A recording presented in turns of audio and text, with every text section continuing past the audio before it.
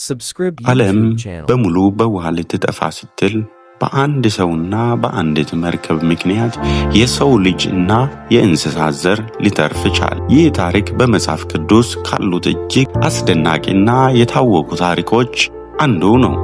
የኖህ መርከብ። ሰላም ጤና ይስጥልኝ የዚህ ቻናል ቤተሰቦች፣ ዛሬ ወደ ኋላ ተመልሰን በኦሪት ዘፍጥረት ላይ የተመዘገበውን የኖህ ታሪክ በጥልቀት እንመለከታለን። እግዚአብሔር ዓለምን በውሃ ለማጥፋት የወሰነው ለምንድን ነው?